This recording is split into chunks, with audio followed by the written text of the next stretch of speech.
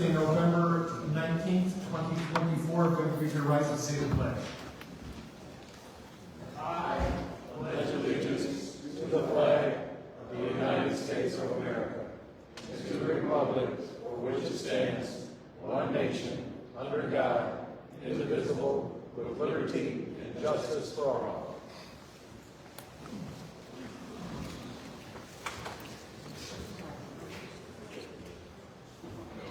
Clerk Williamson, call the roll.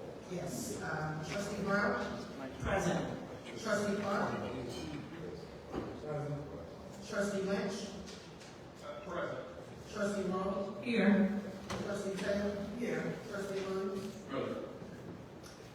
Would somebody like to make a motion for the approval of the regular board meeting minutes of November 5th, 2024? So moved. Trustee Williams. Trustee Clark. Any questions? Clerk Williams, call the roll. Trustee Brown? Yes. Trustee Clark? Yes. Trustee Lynch? Yes. Trustee Rowe? Yes. Trustee Taylor? Yes. Trustee Williams? Aye. Treasurer's report, Brian. Bills payable, and one correction on this is for November 19th, not November 1st of 2024. Corporate was $343,953.72. Motor fuel tax, $24,546.0. Sewer and water, $129,801.97.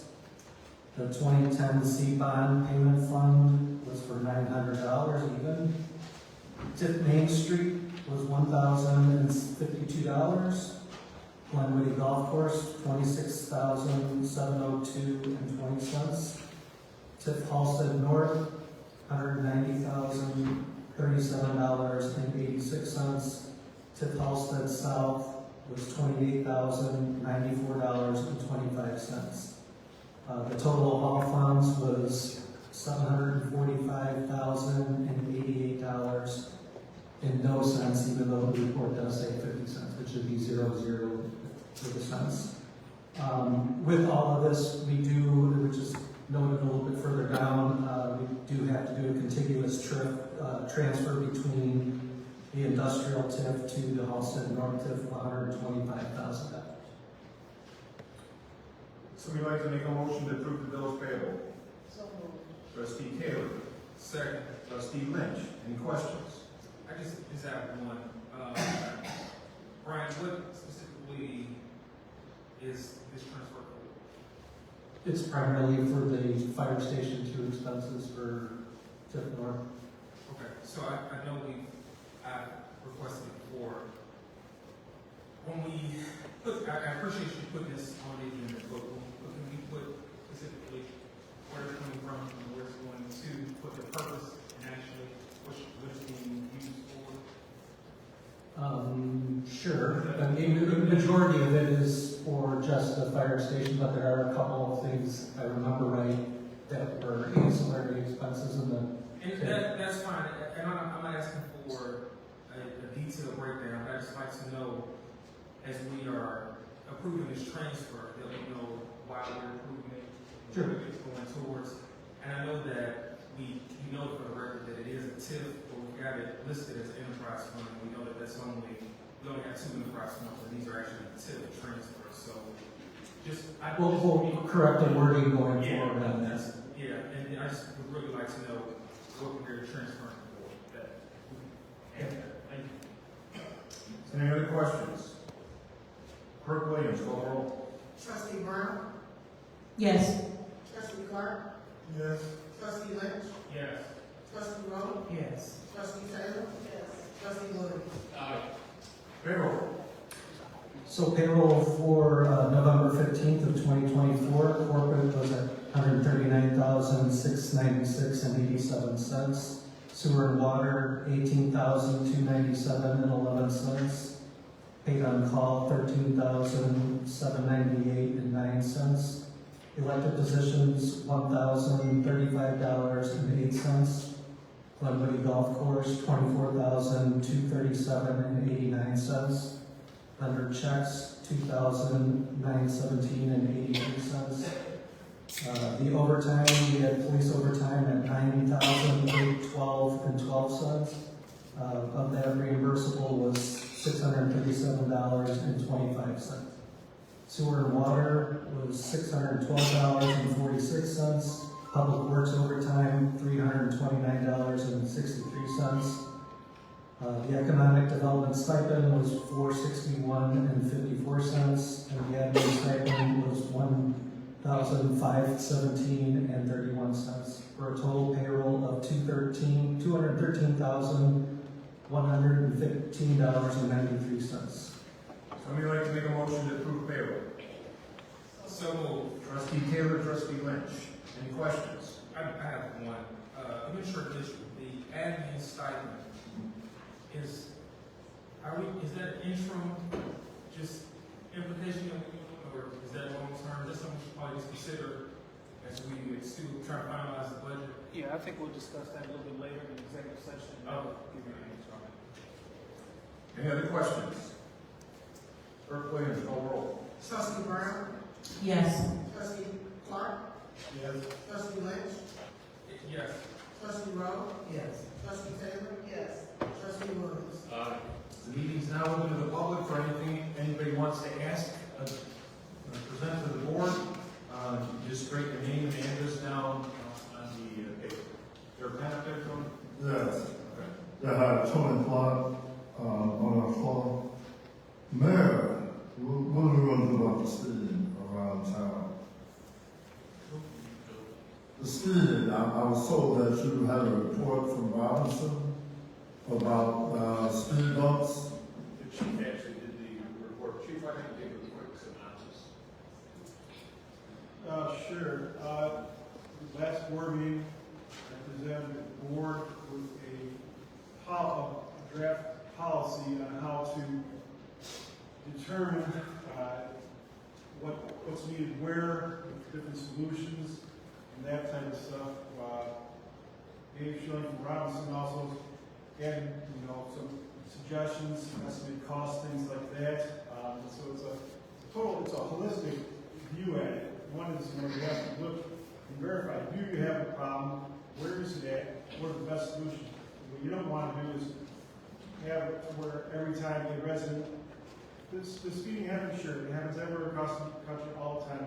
Unfortunately, that's just the nature of when you have vehicles. But what can we do to mitigate, to reduce that? And what we can do is we can look at where it's happening most frequently and what's the best solution to do that. We don't want to get to a situation where every time someone calls and reports speeding, that we go around installing, mitigation measures such as speed bumps, speed tables, because one, it can be costly. Two, without doing the proper research, you could just be shifting the problem from one street to the next street. You have to verify that you have an issue. That's where you have to collect the data to prove or disprove whether it is happening or not and how bad it's happening. You have to determine what somehow you want to look at to see how much is going on there. And once you have all that, you want to get the community buy-in for it, which would involve surveys of all residents with the impact of that area. For one example, I did a study in Temple Park a few years ago where I went to a street that had installed speed bumps. And what we learned there is that some people did slow down and go over speed bumps, while some people accelerated from bump to bump, slam on the brakes before they get to each one, which created a noise issue for the residents there. So it's basically, I think it should have been it may or may not have been the minutes, I'm not sure if it was, but I can give you a copy of that, but it's basically a policy on what to do and how to address it versus just, shoot from the hip and say, somebody's complaining about speeding right here, we'll install X, Y, Z here, see how that goes. I don't know, Dave, if you got any other experience in this, any comments or suggestions on that? No, I think you hit it right on the head. It's kind of a case-by-case basis. Everyone kind of does it differently. There's some nearby communities that use like the removable ones, and they put them up every April, and take them down every November, so they're not damaged by the plows. And we don't want the really sharp ones made of concrete or asphalt, even though they're very cost effective. They do destroy the plows when it snows, drivers can't see them. Removal ones, there's a drawback. You only really get 2 or 3 seasons liquids out of them before, because they're rubber, they just deteriorate, and lifting them up, taking them out every year with a forklift kind of destroys them.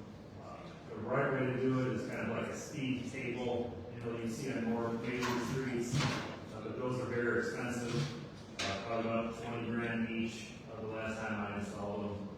There's other methods for traffic calming too. You can reconstruct the road that have, planters, parking areas, little curves. Some of the best ways to get, the better you get, the more expensive they get, like we've talked about. For example, Dante, where the Speedway gas station was. Really, the best way to make people stop speeding down Dante is to put a cul-de-sac there, and it's no longer a free street. Like I said, the more effective you get, the more expensive it is. Well, have there any studies or data been started? Have you started this research about the speed bump? Yeah, we've started, the main thing is getting establishing a policy, getting that in place. Well, I mean, as far as with the Biden, if I have to go around and do signatures, I can do that. Well, no, it's run through the village, there's different steps and different components, and it goes through, police department, through the village administrator, and there are thresholds that have to be met, there's a whole matrix on where you go from there. We've only been talking about this for 4 years. The whole time you've been elected, we've talked about this city. In the HOA meetings, there's a big concern about the city. We had a horrible accident in the 400 block of Pleasant. Cars went up into the trees, almost overturned, the little boy was almost hit. The father is traumatized to the point he doesn't want his little boy out in front of the house to ride his bicycle. So, This is not Kohler on Pleasant, yeah, the 400 block. I'll email you or call you as far as I didn't want to give the exact address here. So I'll call you or text you about that later on, maybe tomorrow. Okay. But in our homeowners association, they were there showing me pictures of this horrible accident. And something has to be done about the city. Now, I know you complain about not being up the car as far as but the speed bump obviously will help you out with that. We can't afford to just sit a man at a corner. I understand. But we've been back and forth about the speed. I believe long enough. What we do have is, we are participating in the IDOT, Inland Department of Transportation, Sustained Traffic Enforcement Program, where we do have overtime grants where we hire back duty officers to focus specifically on certain things such as DUI, speeding is definitely one of them, distracted driving, people on cell phones. So we do deploy officers to specific areas to write citations, and that's part of the grant where we can establish quotas on these we're using grant funds. And so we take that information we get from homeowners associations and we create assignments and hours to best address that. So part of that is a public education where we stop people. A lot of times, I'm sure it's no shock to you, we're stopping residents. The same neighborhood, at the same time, we're stopping people who complain about speeding, they're speeding. But that's all right. If you have to stop me, if I'm speeding, stop me. Yeah, I'm just saying, we're doing it, so we are doing what we can. We do have those extra funds through that grant to address these targeted traffic violations. And that goes, we've been part of this grant for 3 or 4 years now, and we publish our records, and it's turned out very well. We get a lot of extra officers out there who are dedicated to that particular problem area, and the results are pretty good. And distracted or the seatbelt enforcement, it's difficult nowadays, but with most, a lot of times, your seatbelt people we got a lot of compliance naturally, so that's a good thing. But the speed, the DUI, distracted driving, we certainly target that when we can through these grants, so that's part of what we do. So we always encourage, if you see people speeding, let us know, call us. Without people letting us know when and where it's happening, we might be focused on somewhere else. We get complaints, but we not always get complaints, when it comes to the board meeting. Well, if you come to the HOA meetings, the ones I've been to, including ours, half the meeting, they're talking about speeding. And so the concern is there. And I think now people are to the point where, something needs to be done. The badge is fine, but it hits the wrong way thinking, well, okay, and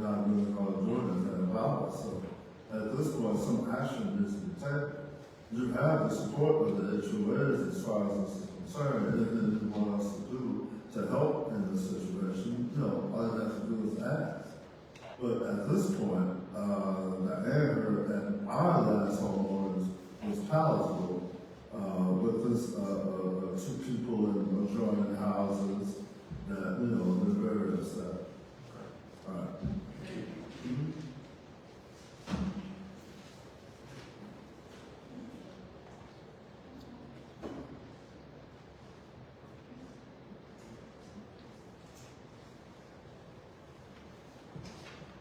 Good evening, thank you.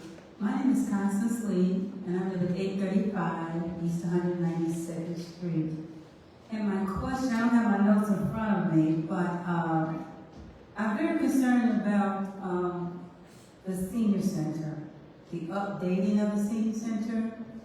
And like I said, I don't have my notes in front of me, but I want to know what is being done to make that come to fruition. It's really looking bad. I spent a lot of time in that building, as most of you know. So I'm very concerned. The kitchen looks awful. That stuff needs to really be redone. I thank you for stopping the leak that we've had for so many years in that building, but the building is rotting away on the inside as well. So I would like to know from you, Mayor, at what point is the rehabilitation of that building going to begin? Well, we rehabbed 3 of the field houses. We did not rehab the senior center, but we can take a look at doing it. And we still have over $500,000 in COVID funds. Do you have some time frame on that? We'll report at the next board meeting. Okay, I'm gonna hold you to that. I will. All right.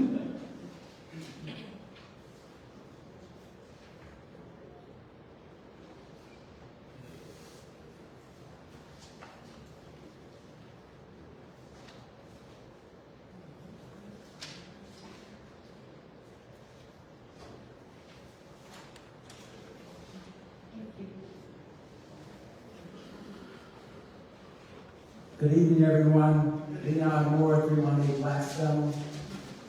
And I want to start off by saying that I looked at the Christmas decorations and my hat's off to all of those who have participated in that. I've been here a long time. This is one of the best displays that I've been seeing in years. So I want to thank everyone who was involved in that. I think that that's what the community is about. We want to show spirit and beautification. So that's a great step, and whoever planned it, whoever executed, my hat's off to you. That was Trustee Rowe, Trustee Taylor, Trustee Brown.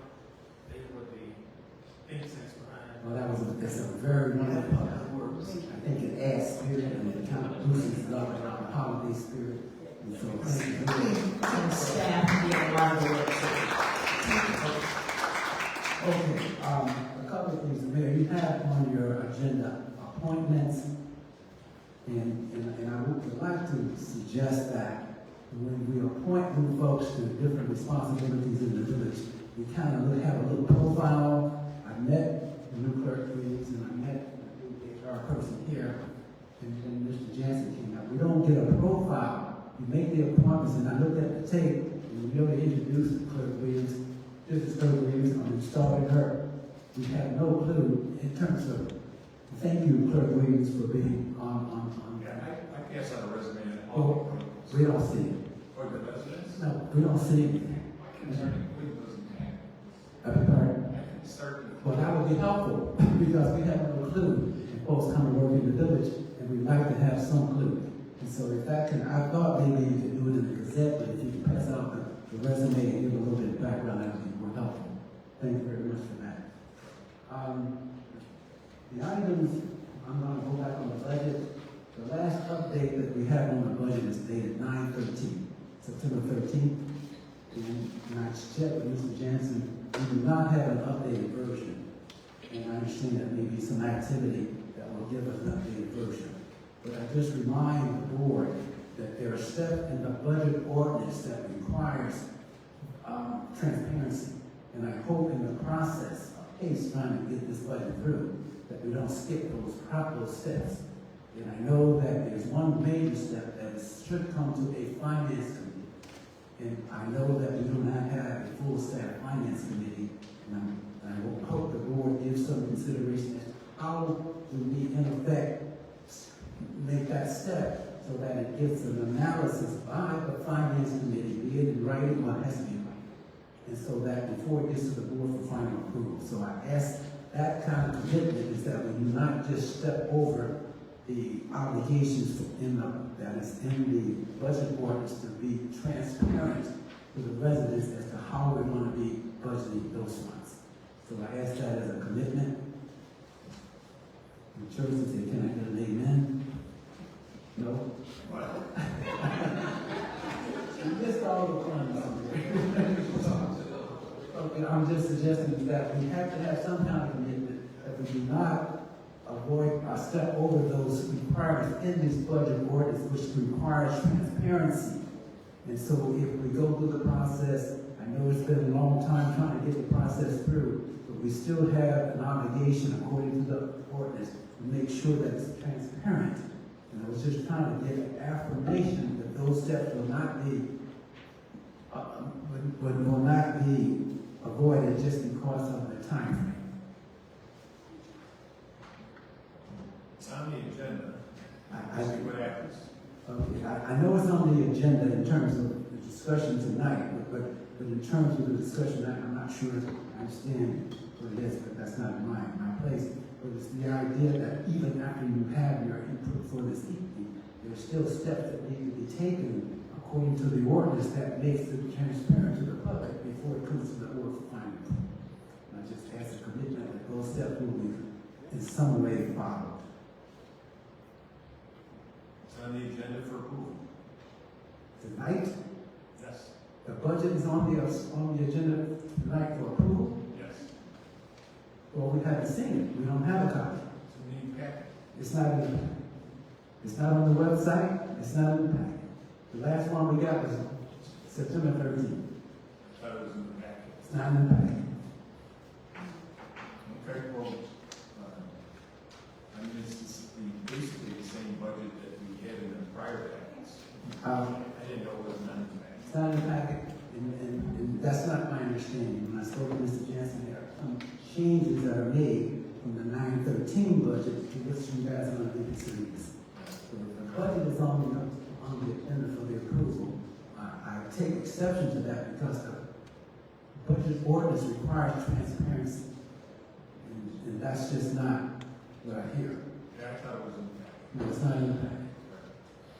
So, Mr. Donahue, can we vote on a budget that does not make those steps as important? Yes. I'm sorry. Your question is, can we vote on the budget tonight? Absolutely, can. Well, without making the ordinance, I understand is law. Is that correct? The ordinance what? The ordinance has certain requirements that the budget be made transparent to the public. Well, we've had how many meetings at this board level talking about the budget, so I think there's been a lot of transparency. That's at least my humble opinion, but at some point, we have to get it done. I understand that, sir. I understand that we have to get it done, but the public, the residents are entitled to transparency. And we just don't see that occurring. If you guys are about to vote on the budget, we have no financial committee report, which is required. We have no public viewing of the budget. The last budget that we saw was 913. We understood that was a preliminary. So if there are changes that are going to be made that you're going to vote on this evening, I would suggest that we need to have those. This morning, or there, per the ordinance, there should be 2 public meetings related to the budget. This board has had 1 CAL meeting related to it. We've not had holistic conversations surrounding it. We're still waiting on information to be completed. I would hope tonight that this isn't on the agenda for passing. There's still a lot of questions that remain that we haven't talked through, so I would hope that this is just for discussion and not for rules tonight. Thank you on that point. And Mr. Donahue, in terms of following the ordinance, I understand you've been practicing law a long time. I've been in the county probably longer than you've been in line. But at the same time, do we not have to follow the ordinance? No. Why do we have it? I know we're home. It's a guide right that it's a good thing to follow, but at this point, I think the exigencies of getting it done are more important than dotting every I and crossing every T. As Mr. Trustee Lynch says, we already had one town meeting on it. We've had, I don't know how many ultimately times has it come up before this board at this level for discussion and hearing. To say there's been no transparency to me is really not correct. I would say there's been plenty of transparency given all the times this has come up before this village board and the town meeting where people do have input and people to contact the mayor and have input. Well, I take exception to that. Okay.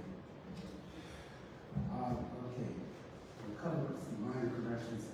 On the minutes, you approve the minutes and indicate that the 22 audit will be completed by the end of December. That's on page 4 of the minutes.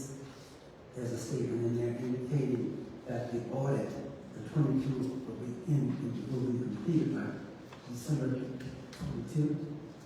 That's an error, just a correction. Yeah. December 22, what page is that? Page number 4.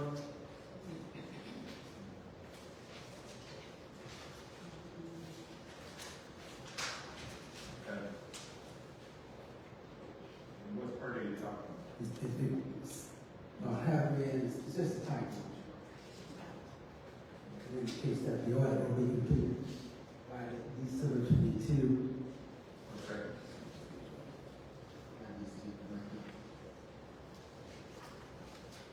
And we also talked at the last meeting in regard to Little Cooper, in terms of the cost of that engagement, and when would that engagement end, and I was assured that that would end sometime in November. Is that still the target to end that contract, that engagement in December? And we needed to find out from a transparency standpoint, what was the total cost of that engagement? Total cost. Is that the total for the? $217,000, and they said they took $87,000 off the regular rates. That'd be correct. We paid them $217,000 over 2.5 years, and they said that they gave us a discount off the regular rate of $87,000. Okay, that money now, I mean, the residual of that expenditure falls into this fiscal year, is that correct? Portion of it does. Yeah. First, Is that in our budget? Is that projected in our budget? now, there's positions that we haven't filled. Oh, I understand that, but I'm just suggesting in terms of transparency, in terms of trying to track where the money is going, that projected as an expense in our current budget, since we're in the middle of the budget process.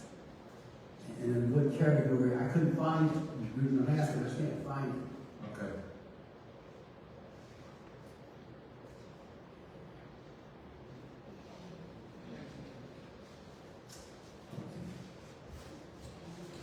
Okay, that's my follow-up, and I know there was some lingering follow-ups in regard to how we're going to fund the core, whether or not we have sufficient clarification with the bank relative to arguments and to give them sufficient financial information so they can do an up or down decision as to whether or not they're going to finance that.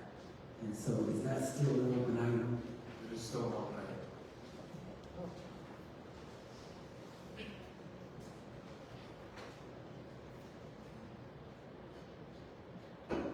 Okay, I'm going to change hats here, I'm going to put on my hat as a fire police commissioner. You may recall over a year ago, and some of you may not have been on the board, with regard to the 911 that we sent relative to difficulty in recruiting policemen. And at that time, it was suggested from a financial standpoint that we overhire based on the anticipated attrition, and so that we wouldn't get caught short during the lapse time that it takes to hire a person in the street. And that issue went to finance, and it never came back. And so, as we had a list at that time, we had no list. We just struck out again in respect to our later solicitation. I know we have a union issue to deal with in terms of competing with the different villages relative to offering bonuses and various other kind of inducements. So I wrote to the board. There was a discussion, and I believe, we're in that discussion.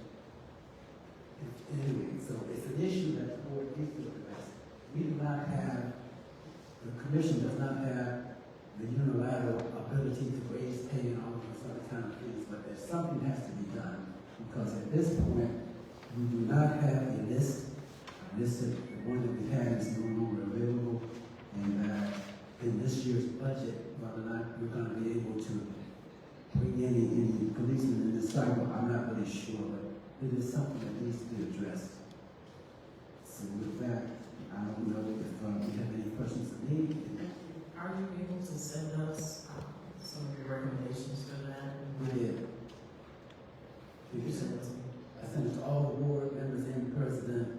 We sent that this week. We sent that to you. And so we just wanted to give you a heads up, is that we gotta be creative and think beyond just the regular recruiting type of activities that we do, because it's coming up pretty much dry. I thought we had something different. I do remember that email, but I thought we had something in the sense of what you said on there.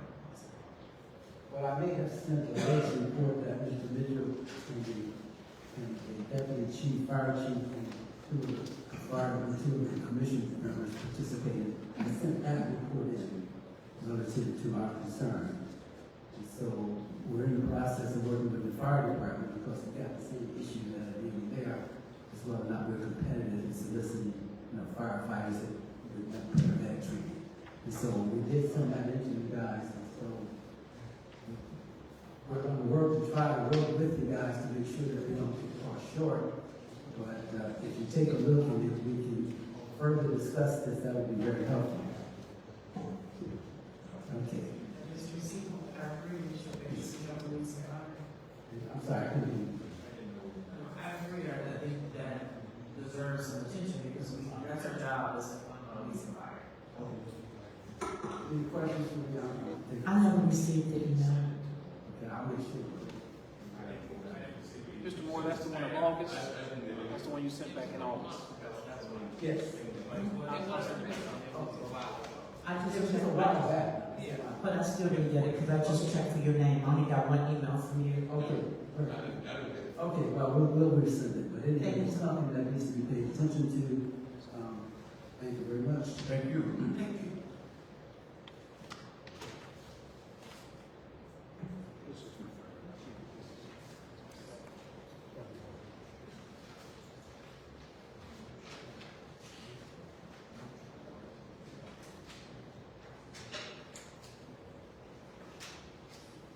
Good evening, everyone. Hello. Again, I would like to give commendations to the decorations. They are simply beautiful. I don't think I've ever seen anything so outstanding either. It would be wonderful if we could do decorations throughout the village. I have been on beautification, talking about it for a number of years.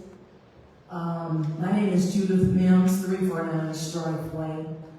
Apologize for that. If we could get decorations throughout the village, in all of the Port Point, the Manor, over in the estates. We used to have more decorations at the Christmas tree that's on 187th instead of just lights years ago, and I haven't seen that in I don't know how long. But it does make a difference. If we drive through other villages, we can see that they promote beautification and decorations, whereas our village is really lacking in that area. And I am a proponent of beautification, definitely. So that's my take on that. Also, Mayor and trustees, just heard that there's $500,000 left in COVID money. Could it be explained how that money is going to be spent? The young lady talked about rehabbing the senior center. We're gonna have a meeting on that. Okay. Town meeting on that to discuss it, because we have to, by the end of this fiscal year, decide how we're gonna spend it. So we spend it on the field houses, we spend it on the Underground Railroad Memorial Site, Mm-hmm. we spend it on a roof at the senior center, that's why it's not leaking anymore. What else am I missing? Science. Audio, video for, An audio video, yeah. Audio video, this setup here, and then the salt dome roof. and the salt room. Are you taking recommendations for some of the money from, the homeowners association? Sure. Okay, we will put, the estates will put one in, Okay. and I'm sure the other homeowners associations have ideas as well. Okay. Thank you. Thank you.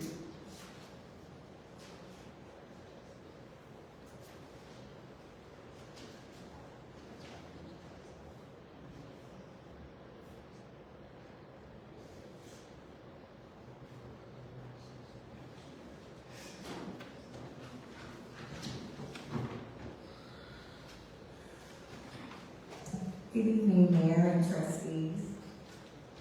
My name is Kathy Paxton. I'm from 30 Nugent Street. I have a couple of questions that I do want to ask in statements. With these questions, I don't want to offend anybody. It's not personal. These are just questions that are being circulated in the village. My first question is to Mr. Bryant. Are you a certified public accountant? Or are you one that is good with numbers? And there are a lot of people that are good with numbers that work well with them, but we need to know your position.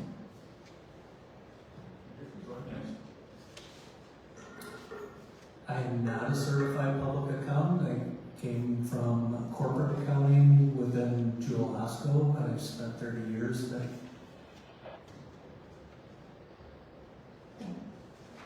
And my next question is to the village administrator. Why haven't we had a certified public accountant in years? So the position does not require the person to have the qualification of the account. It does require that they have certain qualifications to meet the job description that has been approved by the board, of which the person that sits in that seat exceeds the things that are in that job description. Okay, a few years ago, you stated that there was a posting for it, you were interviewing for it, and several people applied for it, but we never got any follow-up with that. So that was a position that was available that at that time you offered it. So what changed? So what was the title of that position? It was a CPA for the department. We have not had a CPA advertised since I've been here for 5 years. We've had a finance director who's been advertised, but not a CPA.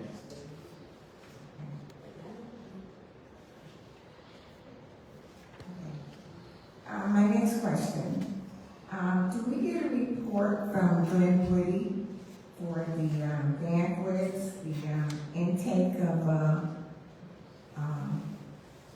funds coming in from the golf course? We used to get, years ago, on our monthly meetings, we would have a report, and we're not getting that now. Phil, can you make sure that you give us a report on a monthly basis? There is a report in this board packet for October. We'll do quarterly reports, a little more detailed, but we do have a monthly report in there, which was resumed last month, and there was an October report this board meeting.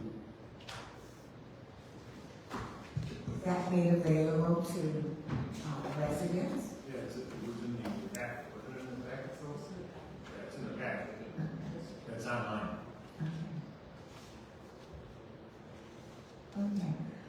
Mayor, 2 years ago, I talked to you and the trustees about the condition of the senior building. It was in bad shape then. The refrigerator, the stove, nothing was really working there. The floor was in bad shape. And at that time, it was stated that you all would look into it and began with a plan, and that's been 2 years ago. And then, as it was stated tonight, concerns about it, then it was, we're gonna look into it. So, I would think that at that time, 2 years ago, that would have took precedence over some of the other buildings that you all worked on. Other buildings, updated. They were in condition prior to us constructing the senior center. It was updated. Until we updated those older field houses. Senior citizen hasn't been updated. The Blakely Center? You know what? The Blakely Center been I said updated? our other field houses. Okay. Also, Mayor, 2 years ago, when we knew that we had the COVID money and CARES money, it was suggested by some of the trustees at that time that monies could have been issued to work with the water bills for all the residents. And you stated then that we were going to have a cow meeting at Glen Woody so residents could come out and express their concerns. We never had that meeting. What meeting was that? This was 2 years ago when we first got the COVID money, and the discussion was. Specific board meeting. Excuse me? What specific board meeting? I can bring that back to you, but it was stated in that we would have the meeting at Glenwoody and the residents could come and express their concerns. So here we are 2 years later, and you're saying that we're going to have another town meeting, and we never had the first one. Okay. So are we going to have one? And will residents be aware of it so they can come out? Yes, we have to have a county meeting before the end of the year. Because the hours have to be allocated by the end of the year. And suggestions for the Blakely Center, are you gonna pick those, and do you have a plan as far as starting to repair it? As I just stated, we're gonna review it and I'll have a report at the next board meeting. Okay.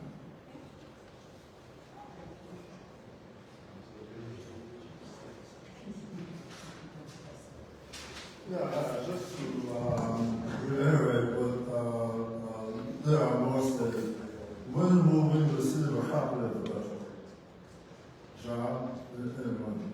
How soon can we expect a copy of the budget? You mean put it on the website? Somewhere. Yeah, we'll put it on tomorrow morning.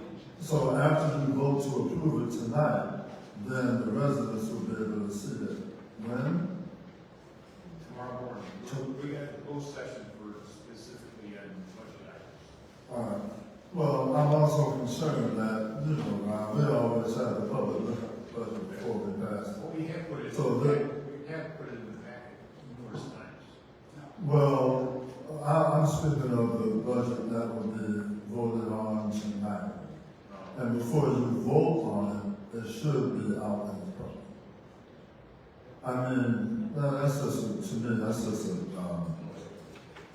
I don't know, just a nice thing to do. Let the residents know what's happening. Then you vote, right? You don't vote on it first, and then nobody's seen it. Especially people who used to be on the finance committee, and people who do this for a living.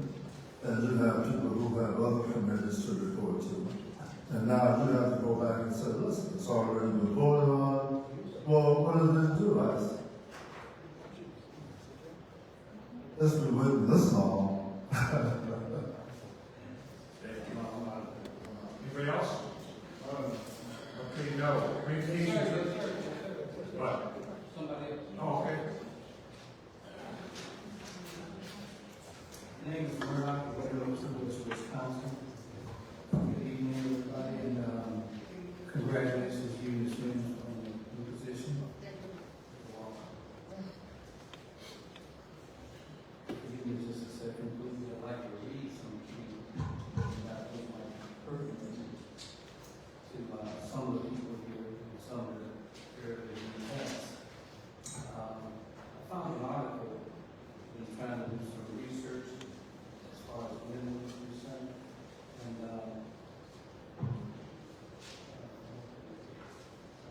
anyway, I found an article that I think might be pertinent. This article was written back June 29th, and was it 2008. And it says, Glenwood residents ask for representation. Residents of the Glenwood Forest subdivision are looking for solutions to their problems.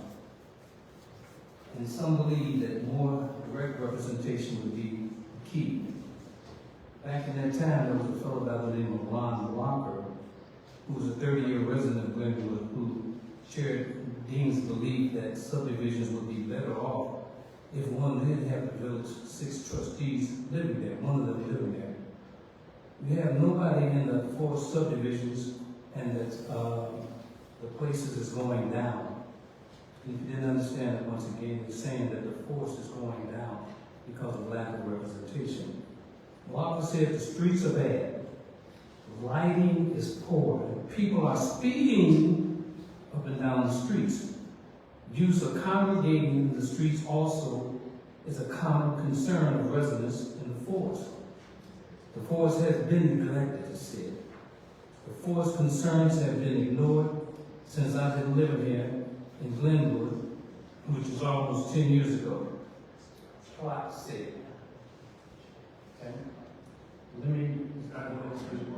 I'm sorry? He's not in the room. Yeah. He must not have said something. Well, give me just a second to find the sort of concerns that I have from some of the current residents that have been here for a while. Now is the time to remember. Remember our community under siege from several street takeovers with over 100 people in the streets, yards, and the driveways, and very poor police responses during that time. Remember the Airbnb that we were lied about. They said that it would be shut down, but it was still open. Remember the wild parties urinating in our seniors' yards, and remember port parties in front of the houses. This is current. Remember our Lighting Up campaign, where COVID-19 dollars were promised to our community but never made it to the estates. Remember the lack of cleanliness and beautification. Remember the lack of community-oriented programming. Remember the cracked streets and hazardous streets and the trees condition. Remember the lack of community engagement toward economical development. Another car wash? Why? Remember business establishments with a liquor license until 2 in the morning, 7 days a week. We cannot afford to forget. Remember, we are the residents of Glenwood, and we are lacking representation. We ask our questions, and the answers are really not fulfilled. I oftentimes say to people in my organization, quit coming to me with a problem, tell me the solutions. And the solution is that we need, watch this, Mayor, we need to get off our butts and take care of business. Thank you. Thank you. Anybody else? Okay. Communications from the mayor's office. I'd like to have a moment of silence. One of our firefighters in the 70s, 80s, and 90s, he passed away. His name was Mr. Kramer. And so if we could have a moment of silence.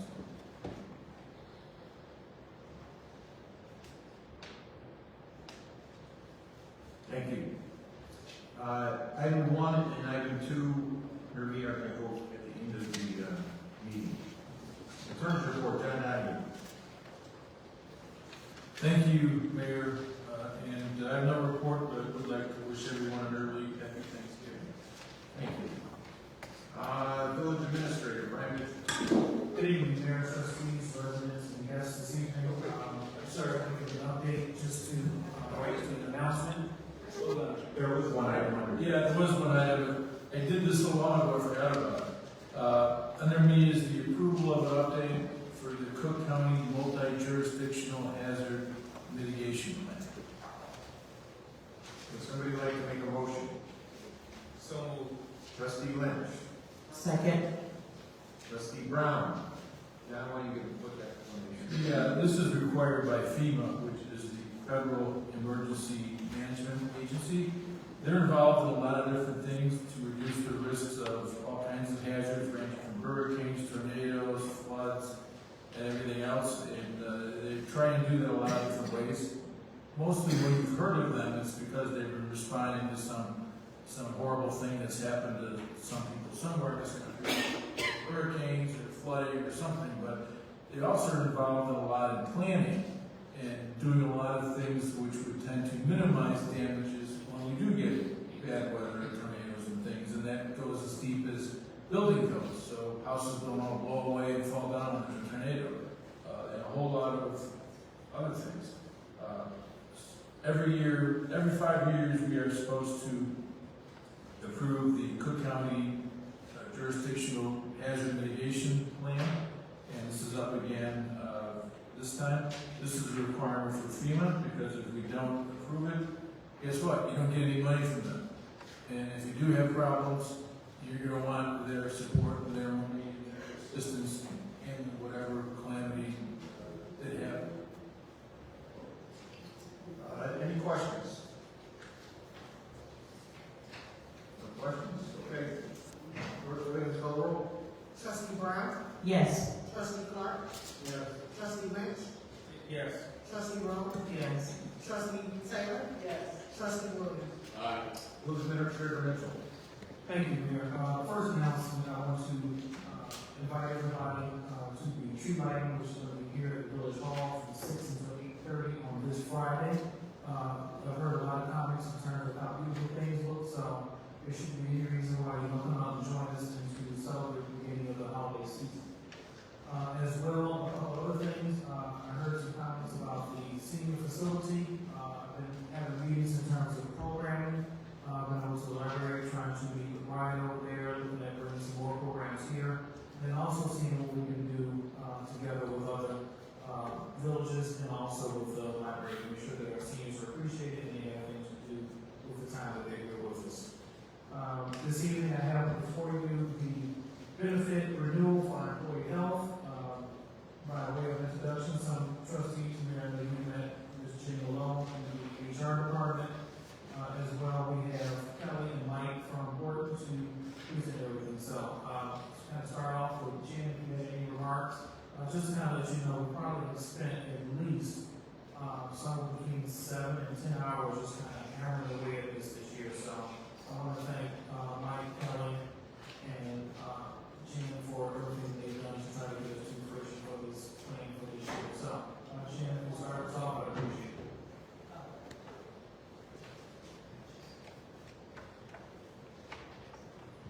Good evening. I just want to start by saying that, I've been working closely, we've all been working closely with Portland. We're working on our benefit renewal for 2025. And so Mike will get up and basically give an overview of the changes, the things that we've discussed, to go over the percentages of changes. We'll probably tag team and be able to answer questions as well. In the board packet, there is a summary of all of the changes that are being requested tonight, and then you'll also be able to have the marketing proposals as well, the work that, as far as the page that asks the marketing proposals on. The summary that's in there, I'm not sure what page it's on, but it should look like this as well, as far as going over the overview. You guys have any else?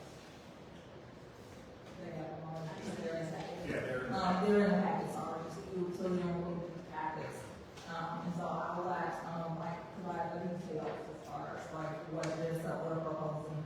And then as you guys have questions, I'll have up and sort of provide additional context as needed. I also apologize. Brian was involved with us as well in these meetings, so sorry, Brian.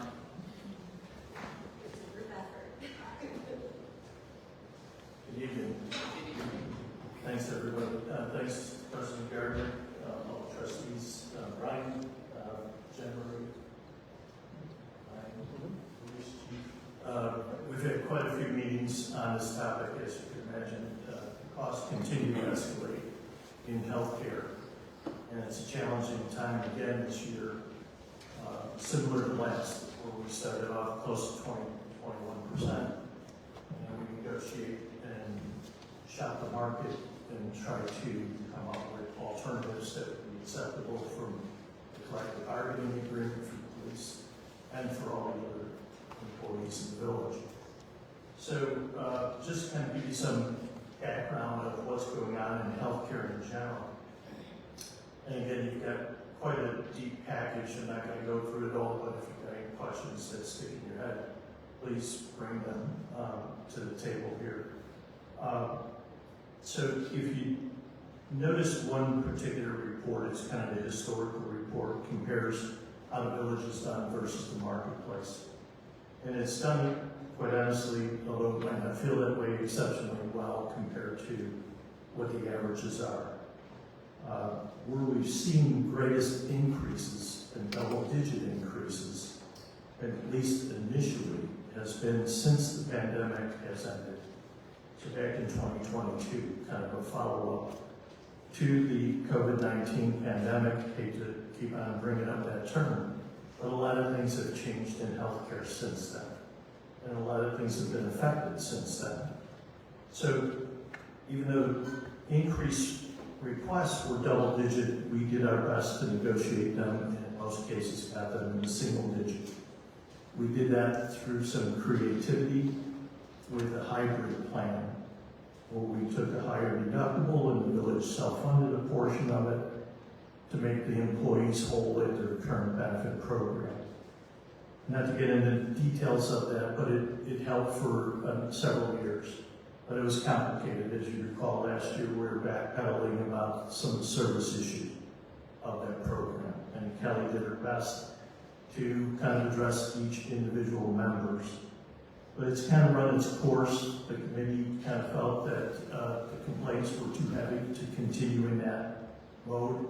So we negotiated a different avenue this year in the process. Now, why are the prices keep on going up?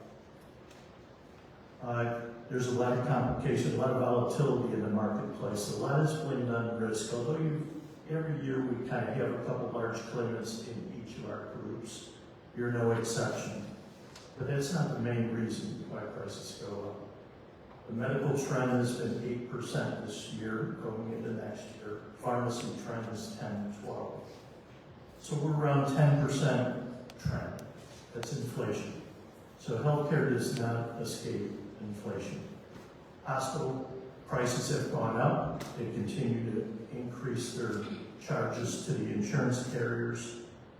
The supplies, I sit on the hospital board, supplies costs have gone up, payroll costs have gone up, pharmaceutical costs have gone up. That's no exception. It's out there, and it keeps on adding and building. Add to that some of the new innovations that have come out. You hear a lot of advertising for drugs like Ozempic and Jardiance and Mounjaro. These drugs have been around for a while, but they're heavily used today, mainly because of the discovery that they kind of help people lose weight that might have diabetes. Not might, but do. It's one of the requirements to take those drugs. Those drugs cost $1,000 a month today. That wasn't there several years ago. That's ongoing. And the continued use for those drugs is getting greater and greater. Our prices aren't going down for those drugs. Specialty drugs continue to climb as well. And then the newest addition to all of these are gene therapy drugs and what they call cellular therapy drugs. And these are wonderful inventions, FDA approved. Our plans cover them, should a member need these. Right now there's 31 conditions that weren't treatable before that today are cured by these type of actions. These on average cost $3 million a piece. They are continuing to grow. There's 200 in the pipeline ready to come out, and there's 4,000 in the pipeline. So complicate the traditions of healthcare, the challenges of healthcare with some of these new innovations. And the insurance carriers are looking at buying more reinsurance to reinsure even the fully insured programs to make an affordable product. So I'm not looking to create a lot of excuses here, but these are all the realities of what's going on in healthcare. Add to that one last thing. a riskier patient. That was a byproduct of the pandemic. People were forced to sit on the sidelines and not get some care, so people with COVID-19 could be taken care of in the hospitals. Well, those conditions are coming back today, and they're coming back at a much higher risk category. So insurance companies are kind of reacting to what they anticipate to be risk of the future, but also just trend alone is averaging 10%. So where did we end up with for our program here today? So the decision from the committee upon meeting was to eliminate that hybrid model and go back to a fully insured, 100% type fully insured plan through Blue Cross. We did check the marketplace. It didn't meet the specifics of the collective bargaining agreements, and several carriers just would not quote based on the pricing of the group. They couldn't compete, so they didn't even bother to quote. What we came up with was a plan designed specifically for the police to meet the union contract. So that's in the packet. And then a plan, 3 plans for everybody else. Bottom line, it's a 9.3% increase, $80,000 total for the year. And that is winding down what we call the HRA or the GAP plan. And we negotiated money from Blue Cross to help pay that off. I think I tried to do that in a concise way here, but hopefully I didn't miss anything. For any questions, please. Does anybody have any questions?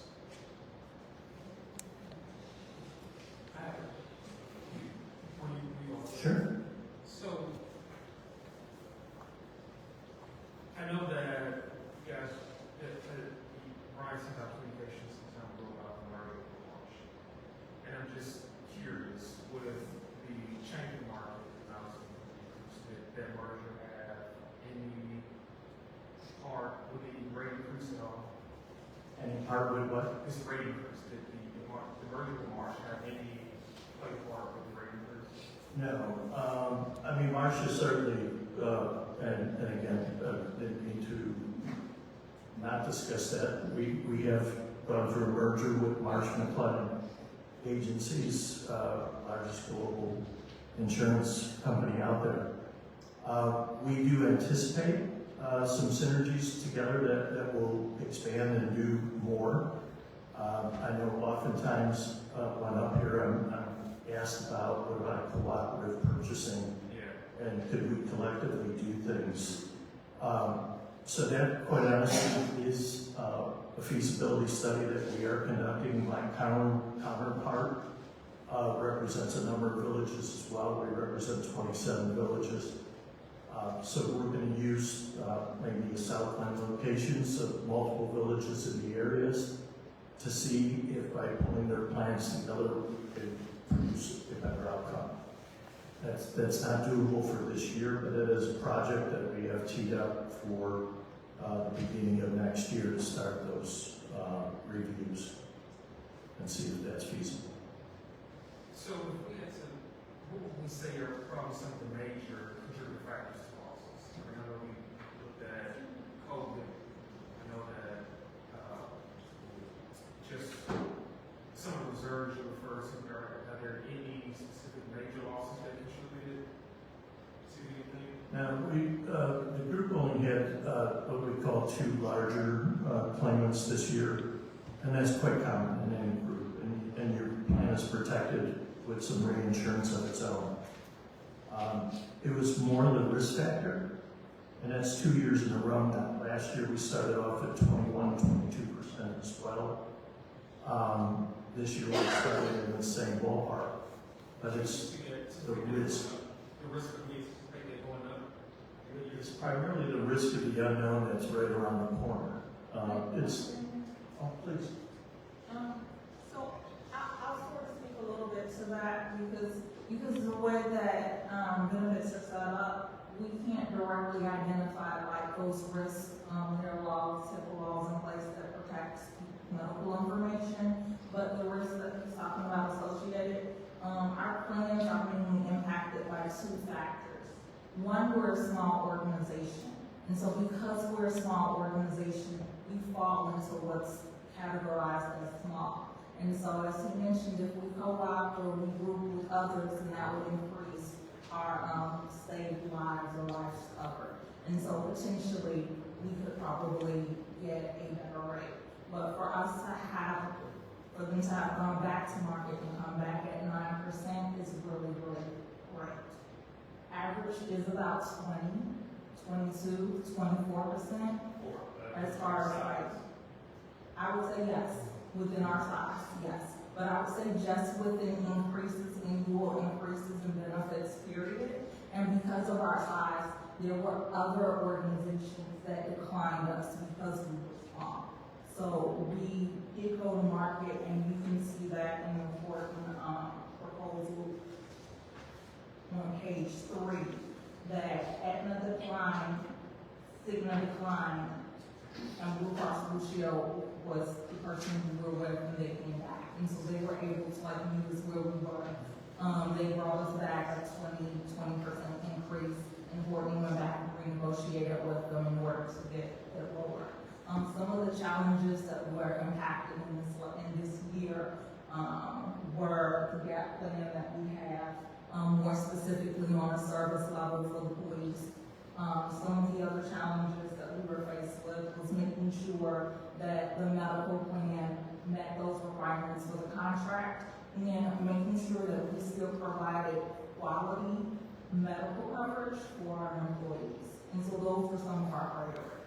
So how do we position ourselves to become a part of that co-op, to have a shared cost? As Mike stated, I think that really, like that'll be work that I can do within this upcoming year.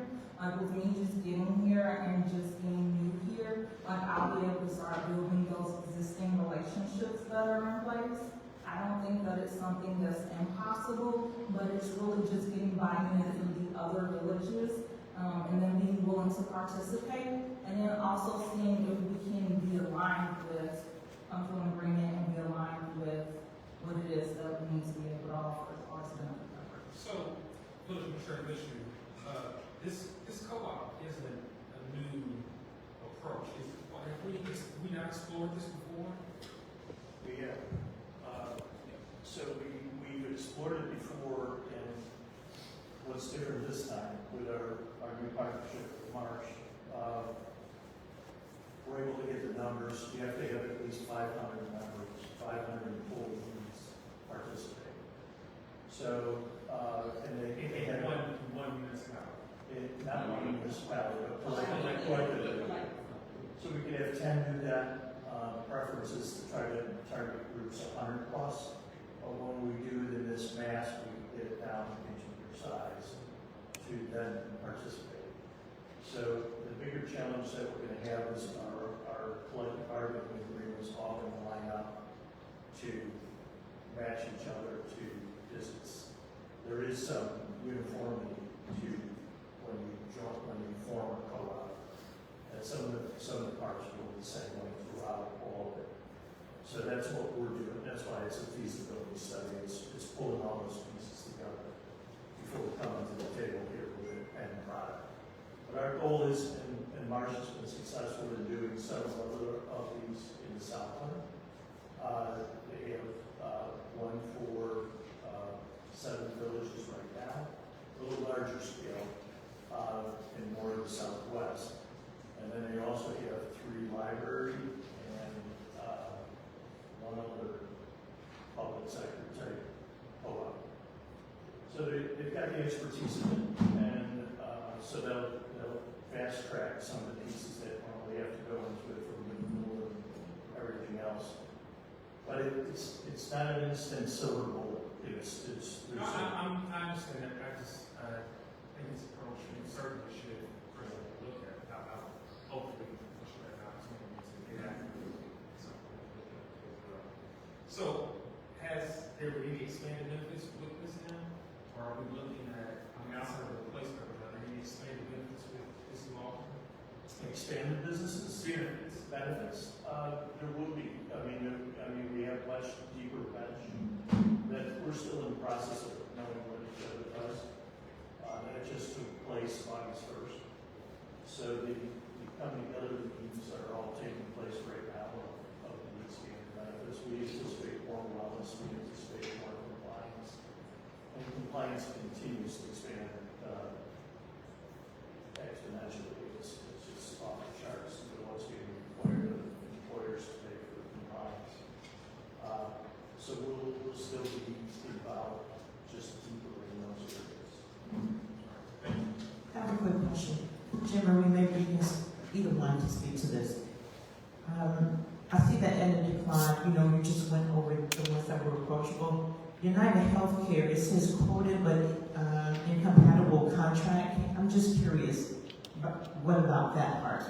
Yeah, there were certain parts of the Police. of one of the union contracts that actually called for a component that United would not be able to.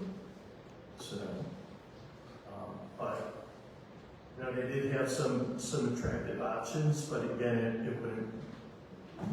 didn't check that box. Okay, just one question. So, just looking at these four carriers, who were declined, any specific reason why it was declined? The appetite of the market is, they're quick to make decisions.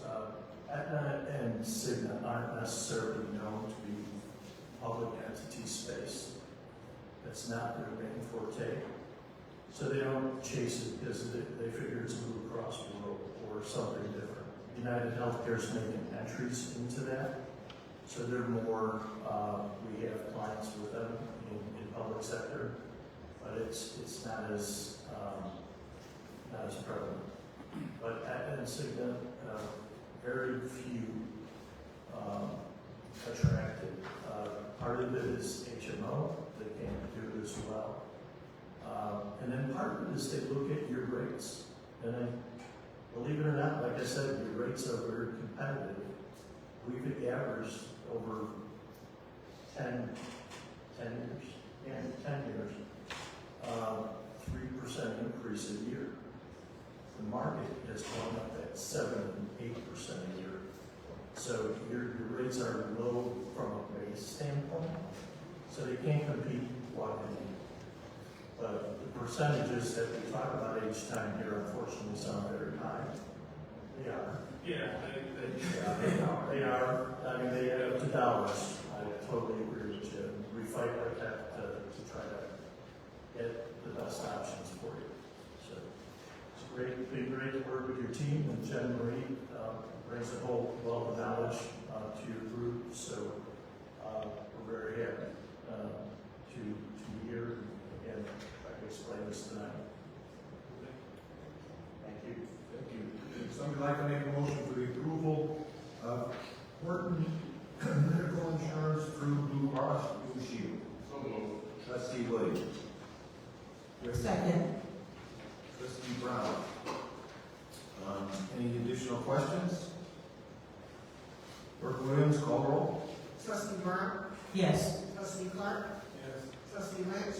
Yes. Trustee Rowe? Yes. Trustee Taylor? Yes. Trustee Williams?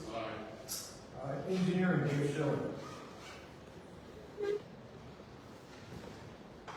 Thanks for all your hard work.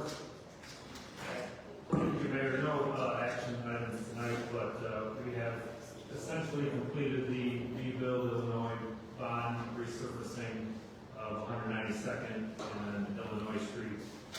And then we're still pushing Pamela Shannon to get 187th Street back open. We're running into yet another utility conflict. The comment line was right behind the curb, rather than 8 feet behind it, like it was supposed to be. So that caused a delay in getting the sewer done, but they should be full force towards the end of the week, building up that hill and pushing to get that road back open as soon as possible. Anything else? Nope. Okay, thank you. Any new business? Any old business? Would somebody like to make a motion we can't do the old business until we go into closed session? Just have a motion, just ask about it. We was satisfied.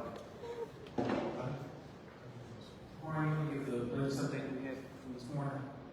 Yeah, so, all the information has gotten to the auditors. We're still on target to try to get it all completed by the end of December. The biggest piece that was still outstanding as of, since last week was our accounts payable. We had to find a double entry, from the accrual perspective. That's what was kind of lagging, getting the final pieces to, the auditor group. But, they've been getting pieces along the way, so they've been working on the other stuff in the meantime.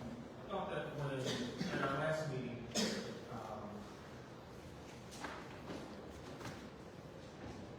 at least from what I digested, Miller Cooper was completely done. So what? Miller Cooper isn't part of the audit group. I understand that, but if you're saying so, tell me one time, what piece were you missing? There was a doubled up entry put into the 2022 fiscal year, which Miller Cooper wasn't doing anything regarding that time frame. So who was handling that? That was part of the sickish entries that we finally uncovered. So Adam was the one that identified it. So that's been cleared up? That's been cleared up, and now the audit group has everything they need to complete the audit. So we're looking at a December timeframe. Mm-hmm. Okay. Would somebody like to make a motion for the approval of a request for executive session under executive session under Section 2C1 personnel with action to be taken in reason to reconvene in interim? So moved. Trustee Lynch. Trustee Roll. Clerk Williams, call roll. Trustee Brown? Yes. Trustee Clark? Yes. Trustee Lynch? Yes. Trustee Rowe? Yes. Trustee Taylor? Yes. Trustee Williams? We'll be back.